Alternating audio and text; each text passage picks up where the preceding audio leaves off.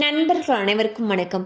இன்னைக்கு நம்ம இந்த வீடியோல தமிழகத்தில் பல மாவட்டங்களில் மீண்டும் மிக கனமழை, பள்ளி கல்லூரிகளுக்கு விடுமுறை என்ற தகவல் வெளியாகியுள்ளது.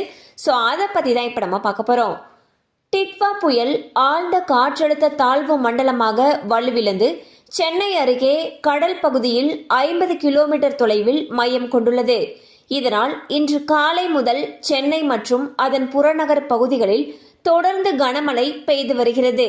மேலும் புயல் சின்னமானது அடுத்த 2 நாட்களுக்கு சென்னை கடற்கரை அருகே நிலை கொண்டிருக்கும் என்று கணிக்கப்பட்டிருப்பதால் வரும் டிசம்பர் 3ஆம் தேதி வரை மழை நீடிக்கும் என்று கூறப்பட்டுள்ளது. இந்நிலையில் சென்னை, திருவள்ளூர் ஆகிய 2 மாவட்டங்களுக்கு இன்று அதி கனமழைக்கான ரெட் அலர்ட் எச்சரிக்கை விடுக்கப்பட்டுள்ளது. இதனால் அந்த மாவட்டங்களில் 20 சென்டிமீட்டருக்கு மேல் மழை பதிவாகும் அபாயம் உள்ளது.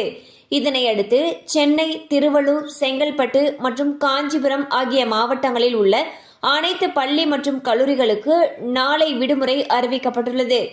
ஸோ பாத்தீங்கன்னா டிட்வா புயல் காரணமாக தமிழகத்துல பல மாவட்டங்கள்ல கனமழை பெய்து வருகிறது.